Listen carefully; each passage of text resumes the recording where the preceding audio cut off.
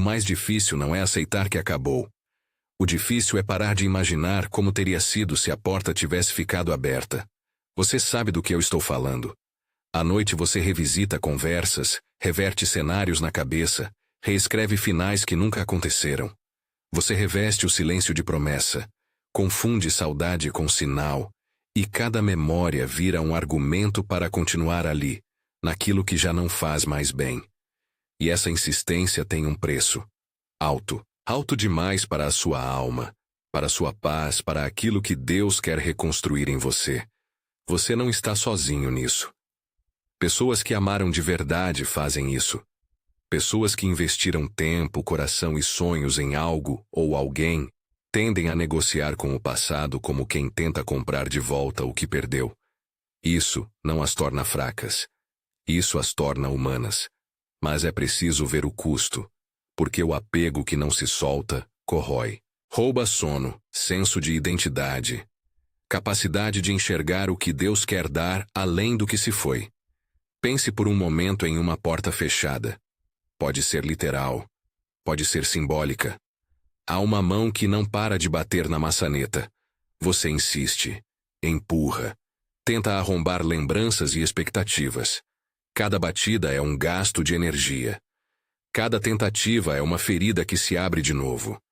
E enquanto você perde forças nessa porta, portas que Deus poderia estar abrindo ficam sem ser notadas. Não é sobre mérito. Não é que você mereça sofrer menos porque deixou ir.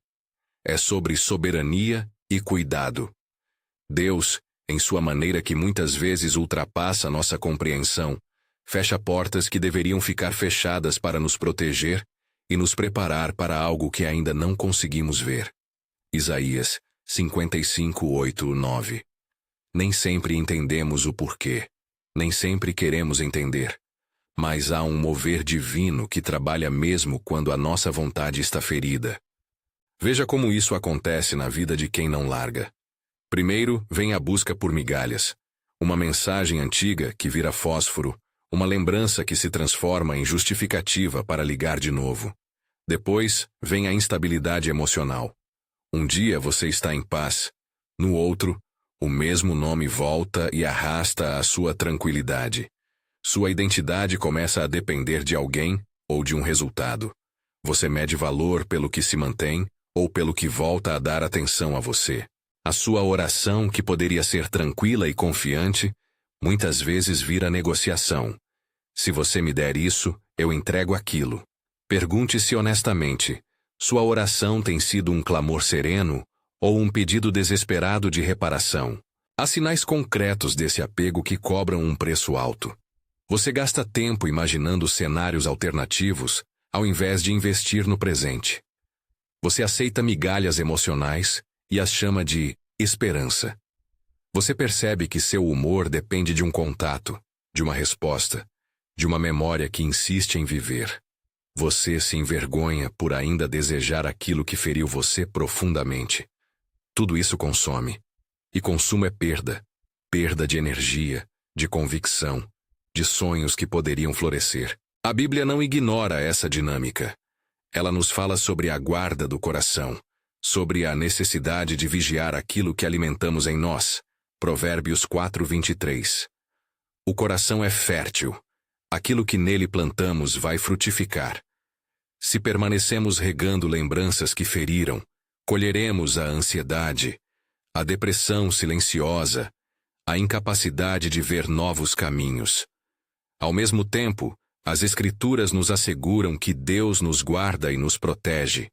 Ele não é indiferente à nossa dor. Salmos 121, 7 e 8. Ele cuida das nossas entradas e saídas. Isso não significa que o sofrimento vai desaparecer num estalar de dedos, mas revela que há mão protetora no processo. Quando uma porta se fecha, não trate isso como castigo arbitrário. Ressignificar o término como livramento é um ato de fé e de saúde espiritual. E por livramento entenda: aquilo que saiu pode não ter levado a promessa que Deus tinha para você, ou poderia ter consumido aquilo que Ele quis proteger. Às vezes, aquele relacionamento, emprego, oportunidade, Era um molde que precisava ser quebrado para que algo maior e mais verdadeiro fosse moldado em você.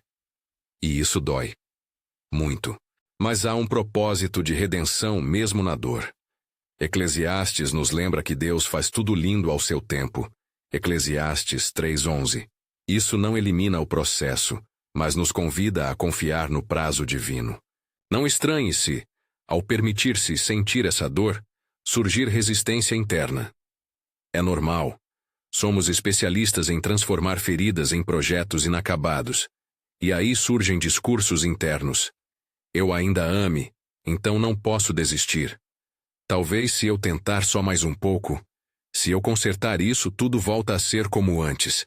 Essas vozes parecem racionais, mas são armadilhas emocionais. Elas cobram de você a permanência em um lugar que não constrói. Elas te deixam preso ao passado enquanto a vida pede para caminhar. Como saber se você está pagando esse preço alto? Faça estas perguntas com honestidade, sem se acusar. Sua expectativa está sustentada em sinais constantes ou em um fundamento seguro em Deus? Quando você pensa naquela pessoa, naquela situação, qual é a primeira reação? Paz ou ansiedade? Você consegue imaginar um futuro que não dependa daquele retorno que você tanto deseja? Sua identidade tem sido firmada por quem Deus é, ou pelo que aquela situação fazia por você? Sua oração tem sido um diálogo com Deus, ou uma tentativa de renegociar a história? Responder a essas perguntas não é para se culpar. É para iluminar. Conhecimento sem julgamento é o primeiro passo da cura. Práticas simples, mas eficazes, ajudam a começar a soltar.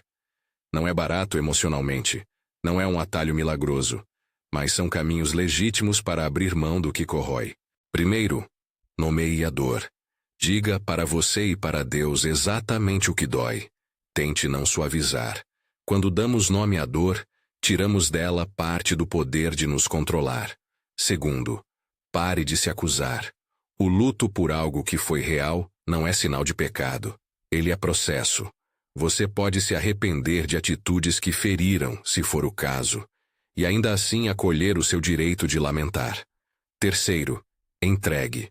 Não no sentido de abandonar responsabilidade, mas de confiar essa ferida às mãos de quem cura. Lembre-se de que as misericórdias do Senhor se renovam a cada manhã. Lamentações 3:22-23. Isso é uma promessa de cuidado, não uma fórmula mágica para esquecer rápido. Quarto, recupere sua identidade em Cristo. Volte aos fundamentos. Quem você é em Deus independentemente de qualquer devolução humana. Leia passagens que o firmem nisso. Ore por arraigamento espiritual. Cultive práticas que lembrem quem você é. Quinto, peça discernimento para os próximos passos. Nem todo fechar de porta exige ação imediata. Às vezes é tempo de reparo interior antes de qualquer mudança externa. Busque aconselhamento pastoral ou comunitário quando a decisão for grande. Em cada etapa, seja gentil consigo mesmo. Não force gratidão onde há dor crua. Gratidão pode vir, mas não deve ser apressada. Forçar um obrigado, Senhor, quando seu peito ainda sangra, é pular um estágio essencial do luto. Permitir-se a dor é parte do caminho. E enquanto você permite, mantenha a esperança viva. A esperança cristã não é fuga da realidade. É certeza sustentada no caráter de Deus. Em 1 Pedro 5:10, lemos que, depois de sofrer um tempo, Deus restaurará, confirmará, fortalecerá e firmará. Isso não significa que tudo será resolvido do mesmo jeito como antes, mas indica um processo de restauração que passa por transformação. Há também um aspecto prático do preço do apego que não devemos subestimar. Quando você permanece agarrado, você impede o florescimento de outros dons e vocações. Sonhos ficam na gaveta, chamados são adiados. Relações saudáveis não recebem você inteiro, porque parte de você está ocupada com um passado que não existirá mais. Pense no que poderia acontecer se a atenção que você gasta batendo na maçaneta fosse redirecionada para uma porta que se abre. Que projetos adormecidos você poderia nutrir? Que relacionamentos que Deus trouxe à sua volta poderiam frutificar se você os recebesse com disponibilidade plena? Isso nos leva a um ponto delicado. O fechamento de portas por Deus não é punição. Não é que Deus se vingue quando algo termina. Muitas vezes, Ele permite um limite para nos proteger de consequências maiores. O Senhor é nosso guarda. Salmos 121, 7 e 8. Antes de qualquer conclusão sobre castigo, considere. Talvez aquilo que foi barrado tenha poupado você de uma estrada de dor ainda maior. Não é consolo frio, é uma lente que renova a narrativa do fim. Em vez de repetir o enredo do que acabou, você pode pedir ao Senhor para reescrever o seu enredo a partir de um lugar de graça. Mas como praticar esse desapego sem se tornar frio, sem negar o que foi importante? A chave está em transformar saudade em memória redimida. Memória redimida é aquela que não exige retorno. É lembrar com agradecimento por aquilo que foi bom e com aprendizado pelo que feriu, sem tentar trazer o mesmo cenário de volta. Ela abre espaço para a gratidão verdadeira e para o recomeço possível. E isso exige tempo. Ninguém inventou o método imediato que funciona para todos. O processo é pessoal e comunal. Muitas pessoas precisam de apoio, de um ombro amigo, de oração, de acompanhamento pastoral para atravessar esse caminho com saúde. Um gesto prático. Estabeleça limites pequenos e claros. Não é uma panela de regras morais, mas medidas concretas para evitar recaídas. Pode ser silenciar números por um tempo, evitar lugares que inflamam a memória em início de cura, ou combinar com um amigo para diversão e ocupação nos momentos mais difíceis. Esses cuidados são como muletas temporárias, não um sinal de fraqueza, mas de prudência. Lembre-se, proteger o coração é uma instrução bíblica, Provérbios 4:23. Guardar o coração não é fechar-se da vida, é escolher o que entra. Outra prática essencial é reconstruir a sua narrativa. Conte a sua história para alguém de confiança, não como repetir a ferida, mas como reorganizar o significado. A narrativa que você cria sobre o que aconteceu influencia como você age depois. Se você contar a história como fracasso total, vai reagir com vergonha. Se você contar como lição dolorosa, mas rica em aprendizado, começará a agir com coragem renovada. Permita que Deus reescreva partes dessa história. As nossas interpretações muitas vezes são limitadas. A sabedoria de Deus é maior. Isaías 55:8-9. Pedir para Ele iluminar o sentido do que passou é um ato de humildade e de fé. Importante lembrar: nem todo fechamento de porta exige passividade. Há momentos em que é necessário coragem para trilhar novos caminhos. Discernimento é a palavra-chave. Nem sempre a saudade é engano. Às vezes é chamado. Mas a diferença entre chamado e apego é a origem. Chamado firma-se em paz, apego em ansiedade. Se não tiver certeza, procure conselho sábio. Provérbios nos lembra que o coração faz planos, mas o Senhor estabelece os passos. Provérbios 16:1. Planejar é bom. Descansar na direção de Deus é essencial. Chegamos então a coisas práticas que você pode fazer esta semana para começar a pagar um preço menor pela sua alma. Reserve tempo para nomear a dor, escrevendo em um diário o que sente sem editar. Identifique pelo menos 2 situações em que você recorre à memória como fuga e crie um pequeno plano para redirecionar essa hora. Procure alguém para conversar, um amigo maduro, um líder espiritual, e compartilhe sua carga. Tenha um lugar de leitura bíblica que fortaleça sua identidade em Cristo. Escolha passagens que falem da misericórdia e da presença de Deus.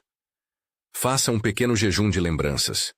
Por 3 dias, evite revisitar fotos ou áudios que inflamam a ferida e preencha esse tempo com oração e serviço.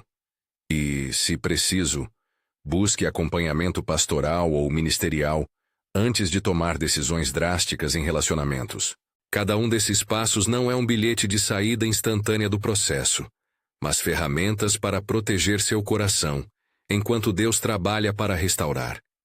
Lembre-se, restauração divina não significa voltar ao que era. Significa ser consertado de forma que você possa caminhar mais inteiro, mais maduro, mais alinhado com o propósito do Senhor. Agora, antes de continuarmos, quero fazer um convite simples. Se esta palavra tocar o seu coração, se ela tem sido um sinal de esperança para você hoje, considere se inscrever no canal para receber outras mensagens que fortalecem em perdas. Não é só sobre números, é para que você encontre recursos que o acompanhem neste caminho. Voltemos ao que realmente importa. Entrega. Entregar o que dói é um ato de fé. Não é apagar a memória, é colocá-la nas mãos de quem transforma cacos em algo novo. Lamentações lembra que as misericórdias do Senhor não estão esgotadas. Lamentações 3, 22 e 23. Essa constatação abre um espaço de confiança. E 1 Pedro 5,10 nos assegura que, depois de sofrer um pouco, Deus mesmo restaurará. Não diga, depois de sofrer sempre vem algo bom, como se dor fosse caminho obrigatório para a bênção. Mas entenda que Deus pode usar o lugar quebrado para te firmar. Antes de orarmos, quero deixar mais uma imagem para você. Imagine que cada vez que você bate na maçaneta da porta fechada, pequenas lascas do seu coração caem no chão. No começo, mal se nota. Com o tempo, o chão fica cheio de cacos e você caminha sobre eles ferindo os pés. Soltar não significa esquecer o que foi. Significa recolher os cacos com cuidado, permitir que Deus os cure e, aos poucos, plantar novas sementes sobre o terreno que foi limpo. Plantar não garante poda nem florescimento imediato. Mas há uma esperança paciente que atua no silêncio. Oração. Senhor, Pai misericordioso, venho diante de Ti, em nome de quem escuta hoje. Tu conheces cada porta que se fechou na vida desta pessoa. Tu vês as noites sem sono, as mãos que ainda batem na maçaneta, o coração que reclama e o espírito que cansa. Senhor, nós colocamos essas portas diante de Ti. Reconhecemos a dor. Reconhecemos que nem sempre entendemos o Teu agir, mas confiamos que Tu cuidas. Pedimos que o Senhor proteja como prometes, Salmos 121, 7 e 8, e que as Tuas misericórdias se renovem a cada manhã, Lamentações 3, 22, 23. Dá, Senhor, discernimento para reconhecer quando um fechamento é livramento e quando é chamado para reavaliar. Cura as feridas que o apego deixou. Reconstituir a identidade de cada um em Cristo. Que ninguém mais se encontre medido por retorno humano, mas firmado pelo Teu amor. Sustenta, fortalece e confirma, como prometes em 1 Pedro 5,10 em Teu tempo. Dá paz para parar de bater na maçaneta. Dá coragem para cuidar dos cacos e esperança para plantar novamente. Em nome de Jesus, amém. Agora, uma bênção final. Que a paz que excede todo entendimento guarde o seu coração e a sua mente enquanto você caminha nesse processo. Que o Senhor, que faz tudo belo no seu tempo, Eclesiastes 3:11, te dê visão para ver portas que se abrem e sabedoria para atravessá-las.